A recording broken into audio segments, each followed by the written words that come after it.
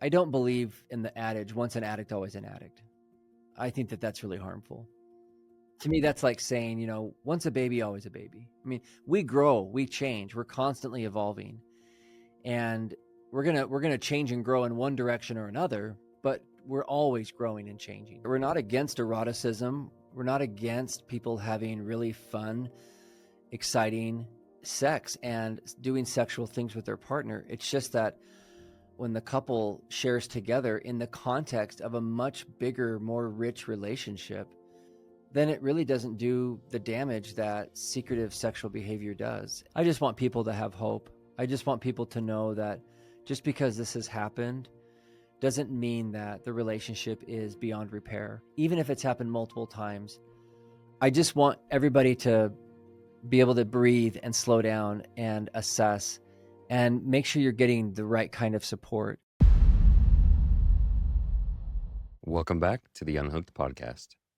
Today's episode is one that I think everyone needs to hear, and I mean everyone.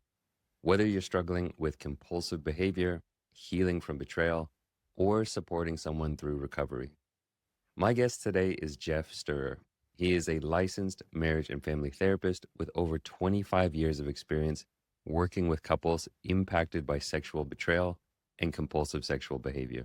He is the creator of Courageous Together, an innovative betrayal trauma recovery program for couples, and the co-author of the powerful book, Love You, Hate the Porn. Geoff is also the co-host of the From Crisis to Connection podcast and a leading voice in the field of betrayal trauma healing. In this conversation, we dive deep into the topic of porn-related betrayal, why it's so damaging, why it's often misunderstood, and most importantly, how couples can rebuild trust and intimacy after it's been broken. Geoff breaks down the stages of healing, the importance of full disclosure, and why traditional marriage counseling often misses the mark when it comes to betrayal trauma. You'll also learn why betrayal trauma is not just about porn or sex, what betrayed partners most need to hear and what not to say, and how couples can turn a painful crisis into the foundation for deeper intimacy and connection. This is a powerful, pragmatic, and hope-filled conversation that offers both accountability and compassion. If you find this episode helpful, please take a moment to subscribe, leave a review, or share it with someone who might be going through a similar struggle. It really helps this show reach more people who need this kind of support. And now, without further ado, please enjoy my conversation with Geoff Steurer. All right, ladies and gentlemen, welcome back to another episode of the Unhooked podcast. I'm your host, Jeremy Lipkowitz, today joined by Geoff Steurer. Geoff, welcome to the show. Oh, thanks so much for having me. It is an honor to have you on. I mean, you are someone in this field who just has so much experience. You've been in this field for over 25 years, which is, I feel like I was actually still way deep in my own addiction 25 years ago. I guess what was 25 years ago? Yeah, I was a young boy 25 years ago, watching porn on a regular basis. So the fact that you've been working in this field for so long, I'm really excited to dive into some of these topics with you. The place I'd like to start with you is really just to understand what drew you to this line of work. Was there something that drew you into this? Well, it's interesting. I finished my degree in the late 90s, early 2000s, and began working with families with children. But the parents that were coming into my office were dealing with a lot of sexual betrayal. And this was around the time in our world where a lot of people were getting more access to the internet. High-speed internet was starting to show up in homes in the early 2000s. Then social media, 2005 was, YouTube. I mean, it was basically, my career sort of converged in a way with the internet. And the stuff that people were coming in for help really revolved around sexual betrayal in large numbers. And especially in the area where I lived, it was a rural area. And so it was difficult to get into trouble in town, but it wasn't difficult to get into trouble on the internet. Mm-hmm. And this was something that a lot of it was a very small ranching community. And all of a sudden people were coming into my office doing things that, that they probably never would have done had the internet not existed. And so the demand was really there. And then I've certainly, as a young person, had my own experiences with pornography when I was 8 years old, and I was familiar with it and how it affected my life and the impact that it's had on my thinking and so on. So I was very, very much aware of some of those challenges, and basically um, a real sensitivity toward those who struggle. Like, I certainly don't judge anyone who struggles with this, and then it became more and more available, more ubiquitous and accessible and free, and just kept blowing up. And so the demand, at least in my practice, couples weren't just coming in talking about we can't communicate. It was really around betrayal.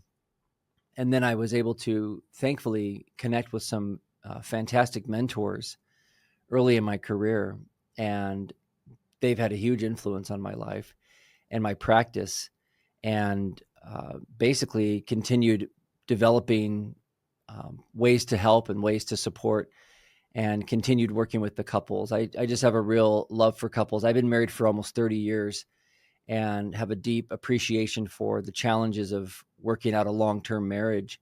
And then you throw in all these other challenges. And it's something that I feel passionate about, helping couples not just live together and survive this, but really learn how to thrive. It's beautiful.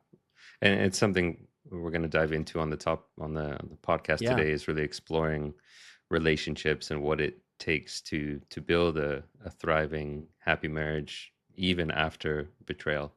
Um, Hmm. have you seen, over the 25 years that you've been working in this field, has there been an increase in porn related betrayal? I mean, was it always this bad? Is it getting worse? What have you seen over the last few decades? Yeah, I think I don't know in terms of, I mean, my work and my practice has been very steady with that because there's just a need for it. But what I see happening is that there's just more ways to access sexually explicit material. So back again, when I started, it was dial up modems and images mostly, because that's really all the computers could handle. And, and then it became videos, and then it became, um, then you started getting more chat and interacting kind of features and video streaming. And now you have so many ways now to, through social media and through some of these other ways, to access people that are selling and distributing sexually explicit materials, that, and I'm sure there's, with VR and everything else, I mean, there's going to be so many more ways going down that I'm not even predicting even what that'll look like. I just imagine it'll become much more available. And I think people are very creative, if that's the word I could use, on how they want to distribute and access a lot of this material. So I'm learning something new on a regular basis about ways people are accessing material. Yeah, it's quite a wild west, and it definitely Hmm. makes Yeah. me afraid for the younger generation. I mean, I can only imagine if I was an 8-year-old boy, with the access to kind of what they have access to today, and just where it's Oh, going in yeah. terms of AI generated stuff and VR, and just how accessible it is for younger and younger kids. Oh, Um, yeah. I mean, I'm in my 50s now, and the first time I saw pornography, I was 8 years old with my sister, and we were on a family trip in the desert. And I kid you not, some like piece of a magazine page kind of blew past us like a tumbleweed, and my sister picked it up. I mean, I remember that image. I remember that exact moment. I mean, but how random is that, right? It was just some innocent kid out in the desert on a family trip and just happened to see this thing. We kind of looked at it, and I don't know what her experience was, but I remember I was like totally like kind of smitten by it. Like, what is this, And that was just one of those chance kind of experiences. But now to have it in your pocket, or to have availability, or have friends have availability to it in their homes or their pockets or whatever. And it's not a matter of, if someone's going to access these kinds of materials. It's when and how they're going to respond to it, and what do we do to help them. mm.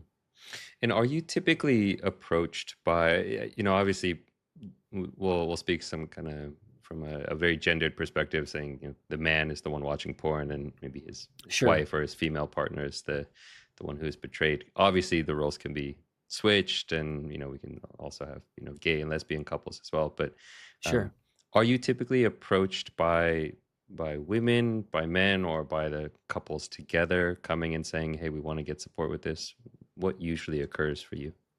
Primarily, it's the betrayed partner who, in my Mm-hmm. in my practice, I mostly work. I would say primarily work with couples that are heterosexual, and the wife usually is the one that approaches me, Mm-hmm. and she'll approach me because she's the most motivated. She's just been betrayed, and she's in a ton of pain. Mm-hmm. And the person who's struggling with the addiction or the compulsive behaviors or patterns, while they certainly are in their own form of pain, they're also really ashamed and often feel very embarrassed to seek help, or sometimes are just unmotivated or numbed out.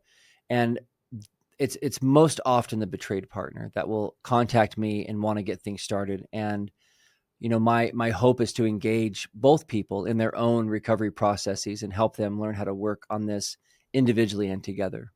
And do you often start with, working with just the betrayed partner, and then when kind of the man is ready, start working with them together or him individually, or do you kind of try to get them to start at the same time?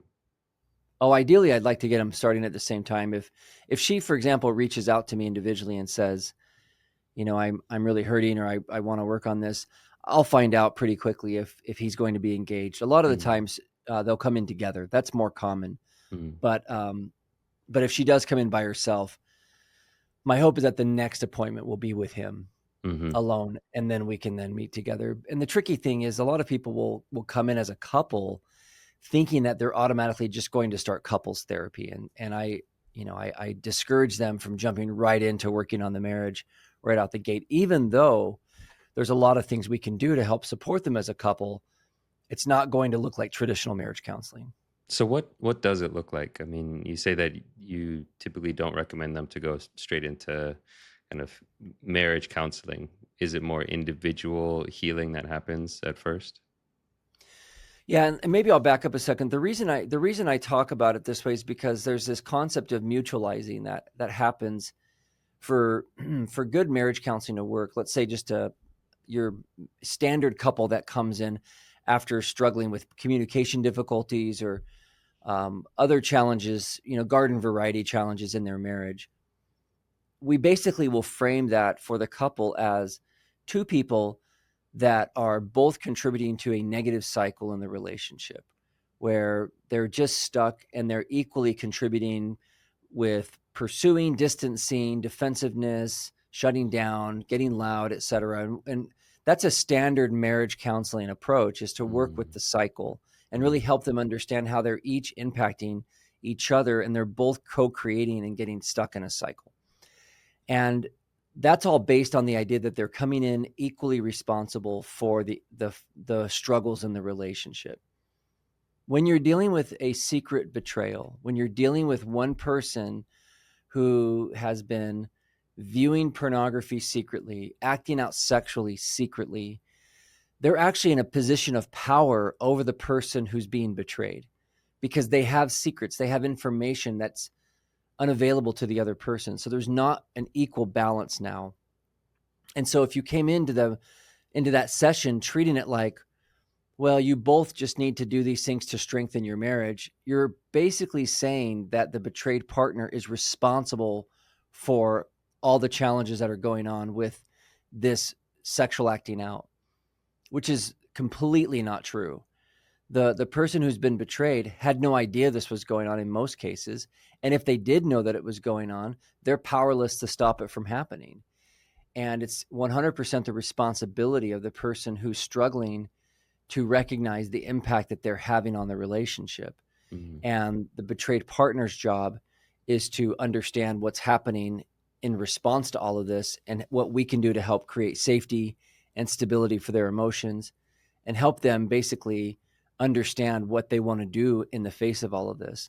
So we start off recognizing that there's an imbalance that has to be balanced out. And the way it's balanced out is by the person who's acting out to decide if they want to stop acting out.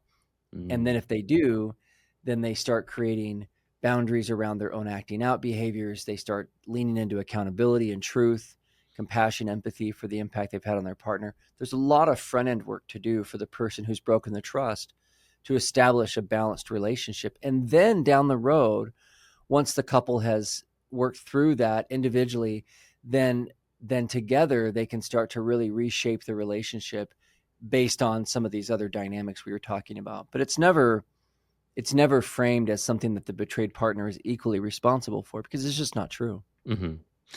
How do you approach the situation? Because I know there are many men who don't really fully understand the depth of the betrayal.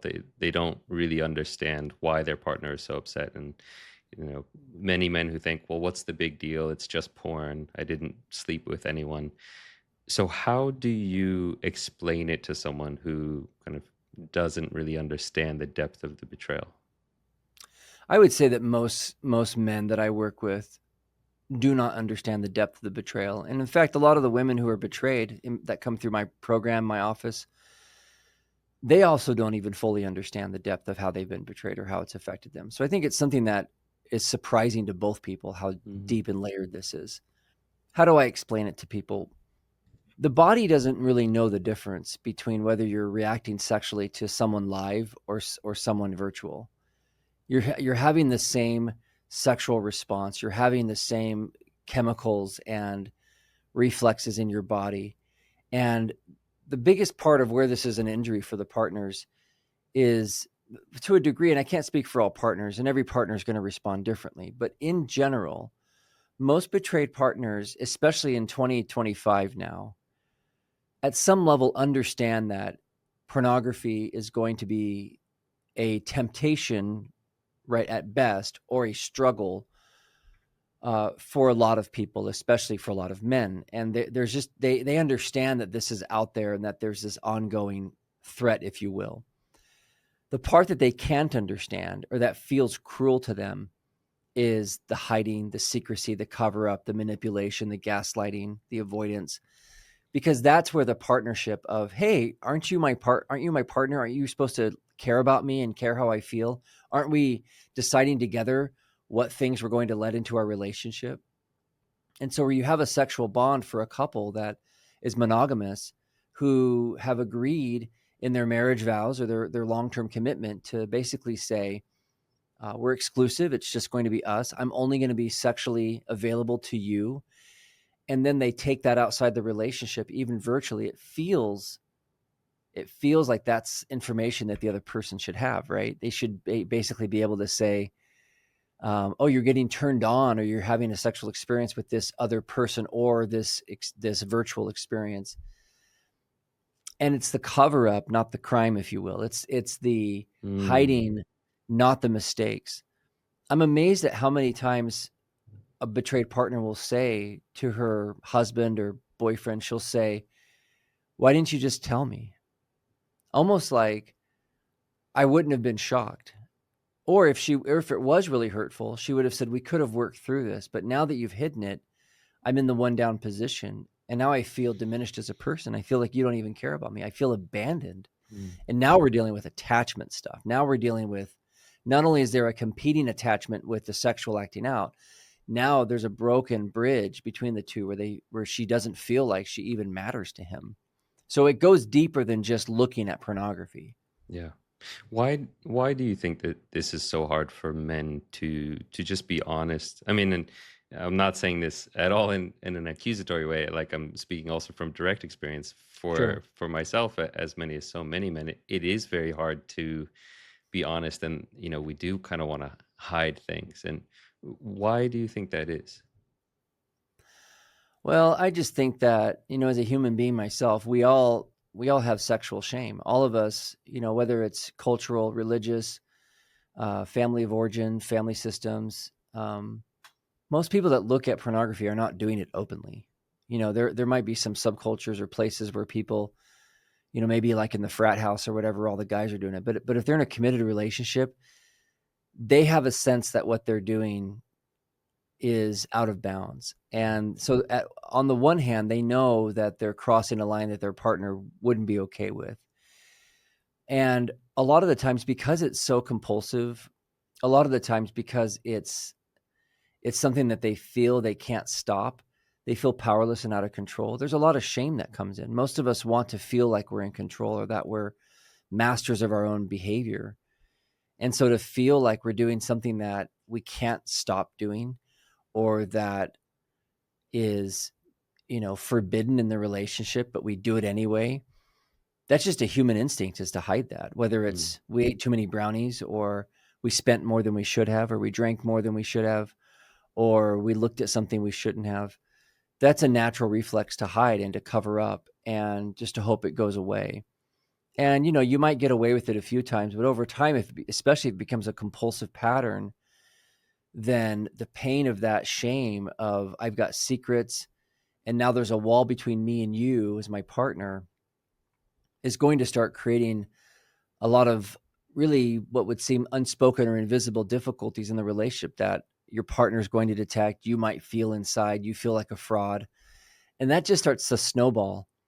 And so what might start off as some embarrassment or some shame or some, struggle to be seen as an imperfect person, now becomes this thing where it's like, if my partner really knew what I was doing, they wouldn't love me. And that's a Mhm. lot of pain, Mhm. right? So then it just starts snowballing into wanting to escape the discomfort. And so there's lots of reasons people hide it. But in general, most of us instinctively as humans are going to hide things that we know we shouldn't be doing. That's Yeah. something that is part of being mature and overcoming some of those reflexes that we have as children. But a lot of us don't outgrow those things. Right. I think, yeah, going back to childhood, so many young men have had the experience Yeah, of, getting caught masturbating when they're 7, 8, nine that's years right. old and having this experience where their mom or someone walks in on them and, shrieks and yells and says, "Oh my gosh, what are you doing? Don't do Yeah, that." And they have this formative learning experience as a child that,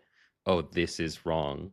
And I can't let people know that I do this, but it feels so good. So I'm not going to stop. I'm just going to hide this and do it in private from now on. And that develops over yeah. decades. Our sexual shame as humans is, it's just really common. When children are little, they don't have any sexual shame. They don't nothing sexual to them. They cruise around naked, and they talk about their bodies, or even touch each other's bodies, and it's very innocent. It's very exploratory curiosity, and there's a lot of freedom in that, and it's really a beautiful thing, because it's just bodies, and bodies are incredible. But what happens is, at some point, we learn, and we don't even have to be, live in a shameful environment. Sometimes we just have a very developmental sense of privacy around our bodies and how our bodies work. Everything from, using the restroom to other bodily functions. We just tend to become more private as we get older, which is very healthy and normal. Um, but around sex, especially, most of us culturally, and I'm just speaking for myself living in North America, most of us, and I grew up in a very conservative environment, have a sense of, this is something that isn't just special. This is something that's bad, right? Like, Mhm. you shouldn't like this, right? It's like, Mhm. this feeling in your body, that's not a good thing. Mhm. Save it for somebody you really love. And it's just, the messages are so confusing. And so a lot of Yeah. folks, they naturally start to feel these really amazing feelings that are so healthy and good, and they don't know what to do with them. So then it just goes underground. And the relation part of a long-term healing from pornography or other compulsive behaviors is to really reconnect with your sexuality in a healthy, non-shaming way. And that's something that, for a lot of people, is the first time that they really don't feel bad about their own bodies, their own sexuality. And that's, to me, that's a joyful thing that comes down the road. Yeah, I'm so glad you brought that in. For me, that was one of the most important things in my Yeah. recovery, and one of the biggest messages that I try to spread is that embracing of healthy sexuality and letting go of sexual shame and really celebrating sexuality and getting to the place where you can say, yeah, I do have a sexual desire right now, and to not be ashamed of it, to not feel that it's wrong or dirty, that Right. is such a healing thing. I love, there's a guy I heard speak years ago. His name is Matt Fradd. And he said that, because the problem with pornography is not that it shows too much. It's that it doesn't show enough. It doesn't show enough of what healthy relationships really look like, Mhm. or really how people get from here to here. You flip on pornography, and it goes straight to hardcore, Mhm. explicit content, when really in an actual relationship, that's a very small percentage of the time you spend in the relationship. And there's, 95% of the time you're doing other beautiful things and connecting, struggling, arguing. And there's all stages of intimacy and closeness and connection, physically, sexually, non-sexually, that you just never see portrayed in pornography. And so I love that idea that it's not that we're seeing too much, we're seeing not enough. And that other stuff is really what people have to learn to have a healthy recovery. Wow, it's such a beautiful way of phrasing it. Who Yeah. was the person who said that? Matt His name is something? Matt Fradd, Fradd. Mm-hmm. Yeah, it's just a really beautiful thought, isn't it? Yeah, I think that shifts the perspective again to like, yes, there's nothing wrong with sexuality. There's nothing wrong with, even kind of hardcore sex, whatever that looks like. But it's, it needs to be in the context of deep intimacy in a relationship and trust and safety and connection and all these things. Um, That's right. We're not against eroticism. We're not against people having really fun, exciting uh, sex and doing sexual things with their partner. It's just that that's something that when the couple shares together in the context of a much bigger, more rich relationship, mhm. then it really doesn't do the damage that secretive sexual behavior does. And it's Yeah, it's like you're keeping the fire inside the fire ring, and it's protected by all the other stuff. yeah. And it warms you, and it's beautiful. Yeah, and where I mean, we could talk for hours about how porn is uniquely damaging, but this concoction that is so easy to access that you don't have to work for it, you don't have to, No. it's just you open up your phone and click a button and you get this hit of dopamine. Um, Oh, yeah. I mean, historically, the amount of work it took to get a woman to take her clothes off and have sex with you, I mean, unless you paid for it, and it was a transaction, which that's been around forever. But in an actual relationship with somebody, the stages of dating and getting to know someone and connect, and the sex became an extension of an already beautiful relationship that was evolving. And that's something that now you can just skip over all that hard work and all that context and go straight to sex. And that's not good for us. We don't have any way to protect ourselves and our relationships from that intensity, which can not only become addictive, but also objectifying and dehumanizing. And I mean, there's all kinds of problems with it, but at the core, it just doesn't reflect what it takes to create and maintain a healthy relationship, which is really one of the most satisfying things we can do as humans. mm. So let's dive into, that topic of relationships. Um, Hmm. let's say that a couple has come to you and they are both on board for this healing process. The man has said, okay, I admit that this is a problem and I want to take ownership of it and work on it. His partner is also on board with the journey. What does the early stage of that healing look like as compared to maybe a later stage of the healing? Are there certain phases or stages that people or couples go through? Yeah. Yeah. And I've broken all this down in my work because it is a very overwhelming journey. Most people, again, like I said earlier, want to rush right into fixing the marriage. And my job is to slow that way down, not because I'm trying to drag it out or because I'm trying to complicate it. In fact, I'm trying to simplify it and save them a bunch of grief down the road. One of the first things I'll do, especially with a guy who comes in and says he wants to work on this, is I'm gonna tell him how much I respect him for his willingness to confront himself and this issue. And I think it's important for any guy who's going to work on this to understand how brave this is, how difficult this is, and really let him know that he's probably not going to hear that from his partner, and he needs to know that what he's doing is really courageous and Mm, important. The betrayed partner generally can't celebrate or cheer on or in some way support him in his journey early on because she's trying to cope with the betrayal and all the fallout from that. So a lot of the early work is helping each person really understand their unique tasks that they need to do.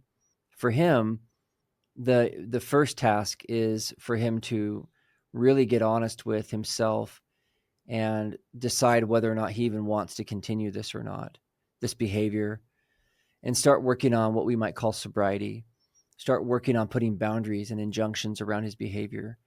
And then also learning how to have compassion and empathy and accountability for his partner, tell the truth, start getting real and honest about where he's been, what he's done.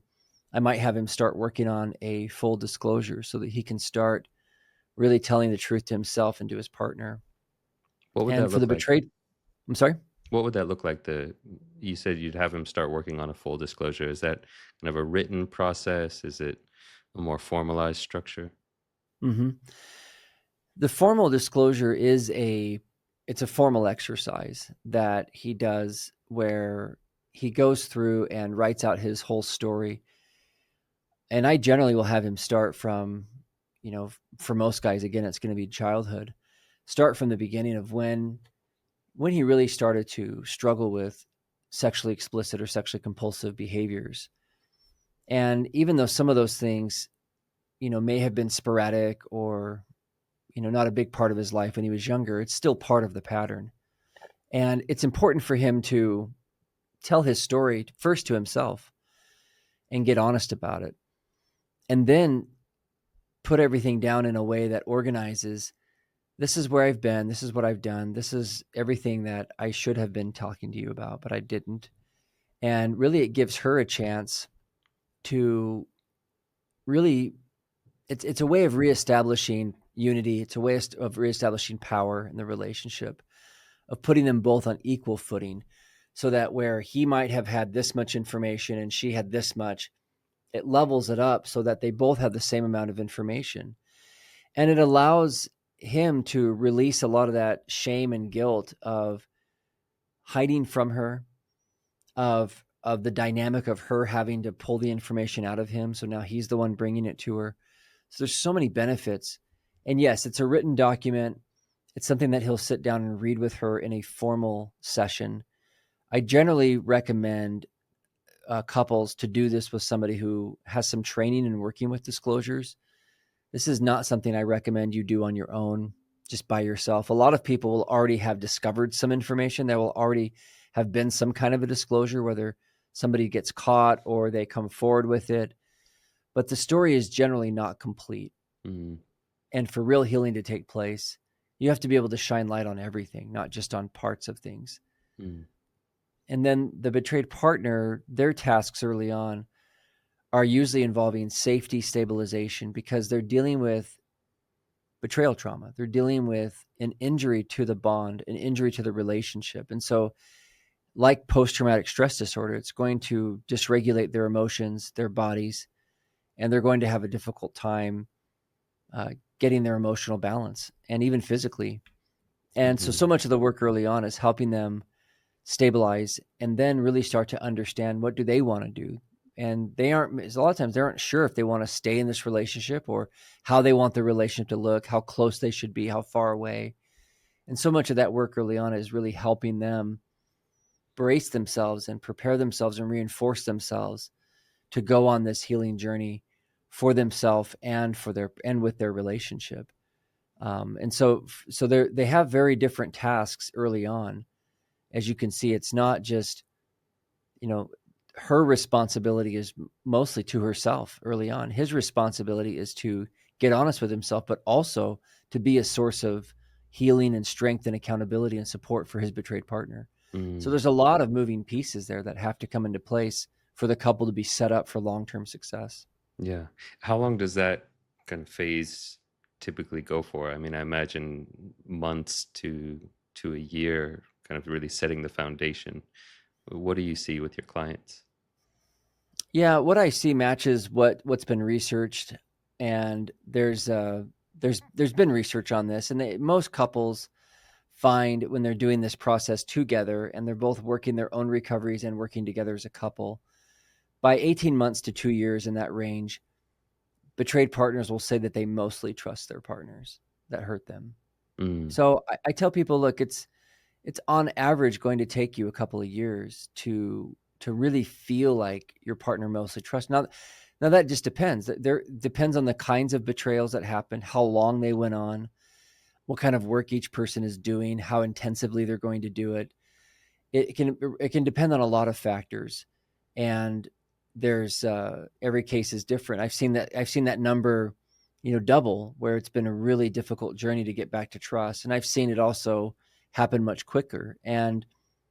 But the thing is, it's definitely not going to happen in a weekend. It's not going to happen in a month. Mm-hmm. And anyone who thinks that this is something that they can apologize for once, or a betrayed partner can just say, I'm just going to forgive him, it'll be fine. Generally, it's going to take longer to really understand the impact that this has on each person individually and on the relationship. And especially where if there's been a compulsive or addictive behavior, that's not something that's just going to go away immediately. Mm-hmm. What can a guy do during that period to really support his wife as she experiences some of that trauma? Truth and empathy. And the truth is, again, really learning how to face his own story. If he can't face his own story and even be honest with himself, with a therapist or with a group, and really just tell the truth about how bad it really was, what really was going on, how entrenched it was, or how much of a struggle it was, then he'll have a hard time being a support to his partner, because he'll consistently send her signals that it was different than it really was. And she just wants the truth. Mm-hmm. And so telling the truth is really important Mm-hmm. in the beginning and throughout the process. Mm-hmm. And the empathy, I think, is one of the harder things to learn how to do. One, because a lot of us as men culturally, we're not really taught how to do empathy, and we're often not shown a lot of empathy. There's not a lot of emotional intelligence that we're encouraged to develop, and to be able to take the perspective of another person without fixing it or feeling ashamed or making it about ourselves, blaming others, blaming ourselves, to really sit with someone in their pain is a skill that has to be developed. And thankfully it can be learned. But most guys feel bad for what they've done. Most guys that I work with, they're not sociopaths. They're not heartless or whatever. They just often feel so bad about what they've done that they just freeze or shut down. That's generally what happens. So much of the work I do is not because they're just a bunch of jerks who don't care. It's that they are so overwhelmed with their own grief, their own sadness about how they've hurt their partner, looking at their own life, the embarrassment, the overwhelm is so strong that they effectively and unintentionally abandon their partner emotionally, because they've just collapsed in on themselves. Mm-hmm. And they're, in a way, their partner is like, where did you go? I'm over here hurting, and you're over there licking your own wounds. You're over there taking care of yourself. You're avoiding me. You're just, you're feeling bad about yourself or telling me what a terrible person you are. Like, none of that's helpful to the betrayed partner. And so a lot of my work is to help the guys really learn how to engage and stay in their hearts and manage Mm. their own feelings of overwhelm while being there for their partner. It's not easy at all, Yeah. but it's something that can be learned. How do you do that? Like, are there different strategies or tools or techniques that you can, give to guys to help them step Yeah. into that kind of courageous place? Yeah. Well, what's interesting is, going back to the disclosure discussion, I think the disclosure is one of the most effective ways for guys to learn how to regulate their own bodies and get into compassion, get into empathy. Because, for example, if I'm telling my story about the worst things I've done, and I can feel and care about the way that this affects my partner who I hurt. So I'm writing this down, I'm talking about it, I'm thinking about it, and I'm sitting with it, and I'm going, wow, that must have been really hard for my partner. Look at how much stuff I've done. That's the beginning practice, if you will, for learning how to sit with all that discomfort, to sit with this information and not disappear. Mm. So disclosure is a great place to practice empathy for yourself and compassion for yourself, and extend that now to your partner. But the biggest thing about staying with a partner who's struggling in pain comes down to physical and emotional regulation. And so we talk about the window of tolerance is a phrase that often gets used, which is our nervous systems a lot of the times can, uh, redline or get too overwhelmed, and we basically go into fight or flight, or we just we get loud, or we run or get reactive whenever we're too stressed or overwhelmed, or we just shut down so much that we just freeze and disappear. The idea is to be able to learn how to live in this balanced area in between those two, which is about being able to sit with discomfort, our own or other people's, and learn how to stay with that and not run away from it or run toward it or shut it off, but really learn how to just sit with that. And that's a skill that has to be learned. And mindfulness, meditation, those kinds of things can help you practice it, writing out your disclosure, sharing it, practicing it. This is a big part Mhm. of why groups are so powerful, because it's a place you can practice sitting with discomfort with support and Mm. acclimating your nervous system and your body to dealing with really intense feelings and emotions. Yeah, I mean, I resonate so much with all of that, that sitting with discomfort is beneficial, not just for the recovery process, which is really helpful for recovering from the addiction of learning how to be with what's uncomfortable without needing to numb out or escape or run away, but Yeah, also beneficial in healing relationships and learning how to go into difficult conversations and totally. go to scary places in conversations without running away from it or shying away from it.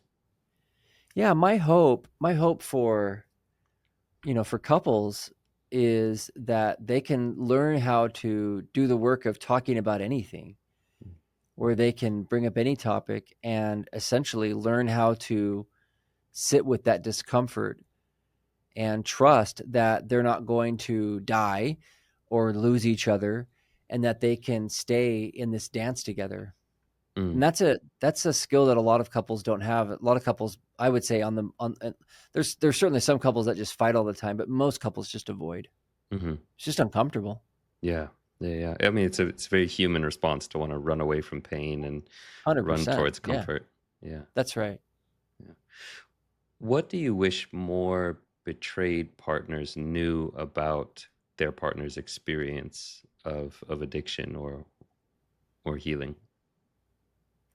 This is a really this is a really tough question, because a lot of betrayed partners early on, they're stuck in this dilemma of, I want to know exactly what's going on with him, but I also don't care what's going on with him because I'm hurting so badly, right? So there's this tension they're feeling. Most betrayed partners, in my experience, blame themselves Mm, when there's sexually explicit material that's, been consumed, or there's another person. Any form of sexual acting out is going to feel so deeply personal to a betrayed partner that they're naturally going to question themselves. Was I not enough? Was I not pretty enough, skinny enough, sexy enough, available enough? And the truth is that I wish every betrayed partner could just hear me and take my word for it. This had nothing to do with you. This absolutely has nothing to do. Meaning that it wouldn't have mattered how much or how little or how whatever you were of any of these categories, that struggling with sexually compulsive or addictive behaviors is about emotional mismanagement. It's about attachment. It's about not knowing how to do intimacy. It's about a lot of things that are things that, in many cases, were never learned or taught. There could be trauma involved. There's a lot of internal stuff that's going on that needs to be sorted out before they can even be relational in a healthy way. And a lot of people reduce it down. A lot of betrayed partners reduce this down to just sex. Well, if we just had better sex, or if I was just a better partner or more attractive, or, they take this very one dimension of the issue of the sex, like the tip of the iceberg, if you will, and make everything about that. And they blame themselves for it, which creates a lot of suffering. I would just say, take a deep breath and recognize that there's so much more going on under the surface for them that they have to look at. Because if they were just to stop acting out, they wouldn't be healed. And if you were just to become the perfect sex partner on the planet, whatever even that means, they would still not be healed and you would not feel safe. So let's take the focus off of that one narrow area and give yourself some relief and allow them to expand and do the work that they need to do. wow. So beautiful what you said. I mean, really taking off the responsibility from the betrayed partner and saying it's not your fault, it had No, nothing to do with you. And that's it's so right. true, for so many of these guys, and this is true for me. It's like these habits and behaviors started when we're 7, 8, 9 years old, long before we ever met our first romantic partner. That's And as right. you say, there mismanagement of kind of coping mechanisms, mismanagement of emotions, inability to be intimate and to be present for difficult things. Yeah, and the guys that really embrace recovery and learn how to do this and reclaim things that were never taught to them or they never practiced or learned or understood, these men have the opportunity to become the best kind of partner. Honestly, like they are much more self-aware, they're much more honest, they're engaged, they're attached, they're feeling in their bodies and they're connected. To me, I would stand any of these guys up to anybody who's never struggled with any of these things and say, I think these other guys, they not that I love to set up comparisons. I'm just saying that a lot of the times these guys compare themselves and think, well, I'll never be marriage material. I'll never be a good partner. I'll always be in the doghouse. And I'm like, do your work and watch yourself become reinforced and actually grow into something really healthy and powerful so that you can show up in a way that you never could have shown up before and maybe even Mm, surprise your partner about how intimate and connected you can be. yeah, I've seen this with a lot of the clients I work with as well. It's like sometimes it's through the process of discovery and through the trauma Yeah, that they're actually able to form a deeper bond and a deeper that's right. connection. Yeah. I've And I actually, think I just suspect as humans, that's the way it's always been, is that, we learn from our failures and we become stronger and reinforced. I mean, everybody loves a great comeback story. And I think people that struggle with these issues have an incredible opportunity to form a really powerful comeback story. yeah. I heard you say, I was listening to one of your interviews. You said once, I would hate to see a couple waste a good crisis. Uh, Yeah, I believe that. I as much as I don't want to wish a crisis on anyone, I know they're inevitable. And whether it's going to be around this issue or something else, I want couples to lean into it and embrace the opportunity because that's the only way we grow. I mean, that is the arc of every story, Star Wars, Harry Potter, every story that's beloved by millions of people. It's the hero's journey, right? And there's a crisis where they're like, am I cut out for this, or I make a mistake, or there's a huge setback, and that's how we learn, that's how we create depth. And again, I don't wish it on anyone, but I don't get to wish that because it's just the way it works with humans. yeah. Are there any? Not I. I imagine there are, and so I'd be curious to hear your opinion on this. What are the ways that the recovery world or kind of popular media, Instagram quotes, whatever, gets it wrong about recovery? Like, are there some kind of harmful views that you see propagated out there when it comes to healing from betrayal or this topic? Oh yeah, there's tons of them, but I'll give you a few of my maybe favorite, if you can call them that. Um, and this builds on what we were just talking about as far as comeback stories. I don't believe in the adage, once an addict, always an addict. I think that that's really harmful. Mm, To me, that's like saying, once a baby, always a baby. I mean, we grow, we change, we're constantly evolving, and we're gonna change and grow in one direction or another, but we're always growing and changing. So the idea that if you've struggled with an addiction, then you're always going to be labeled as an addict. Now, as a side note, I do understand why some people embrace that as a way to keep themselves accountable mm, so that they're honest with themselves about the struggle. And that's fine. If you want to frame it as something where you're like, I'm not going to minimize the effect I've had on others people, that's fine. But I would, on the surface, wouldn't say you're actually an addict. You're a former addict, or you're someone that struggled with addiction in the past. And you're just going to be honest about that. But the idea that you can't change is so harmful. Another one that I think is so harmful is this idea of just only focusing on sobriety, if you will, just only focusing on stopping a behavior, and that's the final destination, and really judging yourself and other people based on just stopping. Because a lot of the people I've worked with that are struggling to overcome something are still growing tremendously, even though they're having setbacks and struggles, and they're learning from those, and they're getting better, and they're achieving mastery, and they're getting somewhere. So the idea that it's just this binary black and white, like either you're doing it or you're not, or like just only stop, that can become very shaming. It can become very controlling. People get into behavioral patterns that create a lot of suffering for themselves. And it's like holding your breath or trying to not go to the bathroom, right? It's just like there's this sense of like, no, we're going to like need to express our emotions and work through other things. There's so much under the surface that still needs to come out and be worked through, not just walling this thing up and just saying, okay, we're done. We'll never do it again. Mm-hmm. So I want people to recognize that, yes, the behaviors are certainly problematic and brought you to a place that perhaps you never thought you'd be, but keep going on that journey. Understand how you got there and keep going. There's so much more beyond that.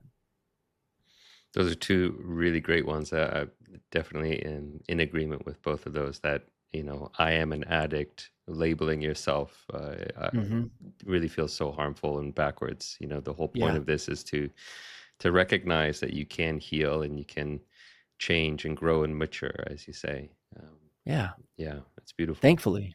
Yeah. Thankfully. I mean, right. Like if we were just sort of consigned to stay in the same state we were, I mean, none of what a terrible existence. Yeah. And this is the thing, like a betrayed partner. I want to make this very clear. Just because your partner who hurt you has the capacity to change and can grow and develop into a healthy person, it doesn't mean that you have to ignore the effect it has on you, or that you even have to stay in the relationship. You may feel like, I don't want to do this journey with this person, and you get to choose that. That's up to you. Just because someone is capable of changing doesn't mean that you have to be the one that does it with them. Mm. Now, most partners that I work with, especially if they have a history together and children, and they're working through, most partners want to see if there's a way they can make it work, because there's so much at stake.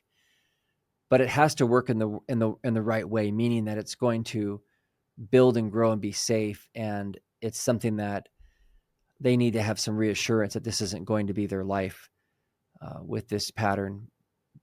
In the couples that you've seen successfully kind of rebuild trust and rebuild intimacy and move into that better place, Mm-hmm. what do you see about those couples? Are there certain characteristics that they have, or things that you're seeing in their dynamic? Yeah, I mean, courage is the first one. I mean, this is why I love that word, courageous. Mhm. They're both willing to have the hard conversations. They're both willing to look at things that are deeply unpleasant in themselves and in the relationship. And I think that there's a tremendous amount of what's the word? Reinforcement that happens where each person is deeply doing their own work to get themselves regulated and grounded. If you just have one person who's doing the self-regulating and the co-regulating, with each other, like if you only have one person who cares about that, it's not going to work. Both people have to learn how to regulate their nervous systems. Both people have to learn how to regulate their emotions, ask for what they need, identify needs and wants, start setting boundaries. If both people are doing that work, they're going to find each other and build something much more sturdy than if one person's just waiting on the sideline, tapping their toes, waiting for the other person to get better. Mm. And I've seen that go both directions, where, the person who broke the trust feels like, well, I've done everything I can. I'm just going to wait and see, if they decide and it's like, it doesn't work that way. Both people have to Mm. be engaged because there's so much work. But that's the challenge. Most people don't know, well, what am I supposed to do? How do I do this individually, and how do I work with us? Like, there's these three recoveries, and how in the world do we synthesize this? That's such a challenge for people. Yeah. Well, I mean, that's a perfect segue for me to ask you about your online program, Courageous Together, because I imagine that program maps out the journey. Could you tell me a little bit about what the program is? Yeah, you bet. Yeah, thanks for asking about it. Yeah, this is definitely a labor of love. It's a synthesis of my body of work and the work I've done with couples for years.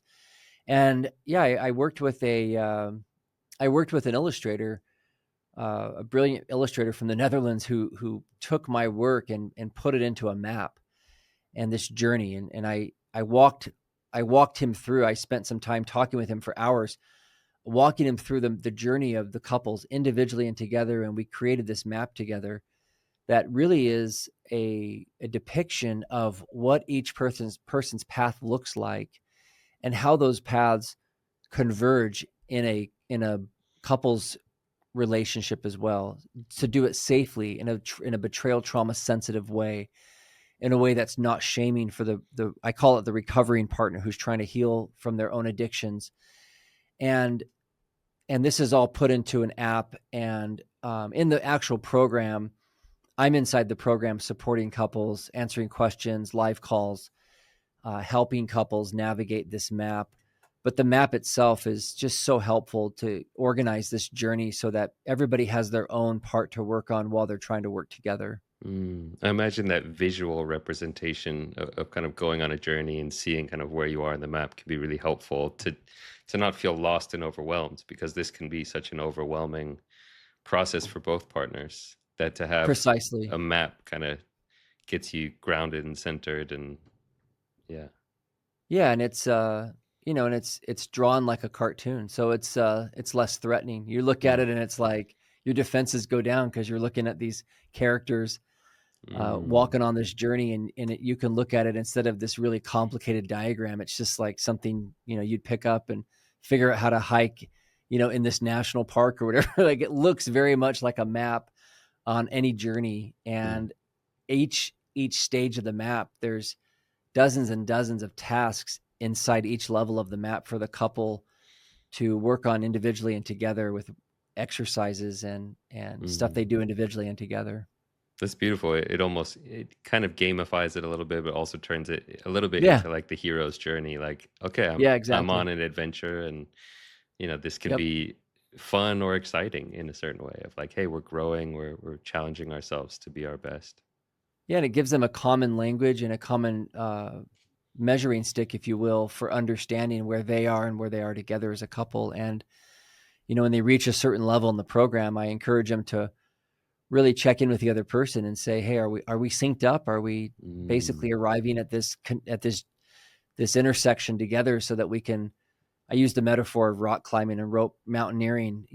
Are we ready to rope up together and do some more advanced stuff where we take mm, on some more steep pitches and so on? Because the couples work does feel treacherous as you take these risks and start to belay each other. And I use those metaphors because if you've ever climbed, there's a lot of trust that's involved, and it's sketchy. It can be very dangerous at times, and couples need to have a lot of confidence in themselves and in each other that they can navigate this. And the couples can learn how to do this stuff. Most of us weren't taught how to build deep, intimate connection, and that's really what I want for people. yeah, beautiful. Is there anything important that we didn't touch on yet that you'd like to share with the listeners? I just want people to have hope. I just want people to know that just because this has happened doesn't mean that the relationship is beyond repair. Just because this has happened, even if it's happened multiple times, I just want everybody to be able to breathe and slow down and assess and make sure you're getting the right kind of support. If you've gone to a counselor before, or you've gotten some really bad advice from somebody that didn't really help, recognize that there are resources like this podcast and the things I'm creating and other kinds of resources, lots of really good, helpful resources out there that can help you and guide you to a better place. And so don't automatically blame yourself for your relationship that things maybe aren't working right. See if you Mm, can find more specialized resources and see if those can connect and help you get to a better place. Because the work to me, the work is something that is required of all of us, no matter where we are in the journey. So I don't want you to give up and assume that somehow you're just too broken or there's no way to heal from this, because that's just not true. well, Jeff, I am so glad that we got you on the podcast. I think your approach to this topic is just, it's so needed. It's so human, it's so vulnerable, it's compassionate, and it's also at the same time pragmatic, and it's not shying away from asking for these people, to take accountability and ownership, I think, which is really important, to say, hey, you did mess up and you got to take ownership of that. Yeah. And it's not just kind of an equal, as you say, the mutualizing, saying, Hmm. yeah, you messed up and you got to take ownership of that. And And at the same time, there's hope, and you can change, and it takes work, but it's worth it. You know? Absolutely. Yeah.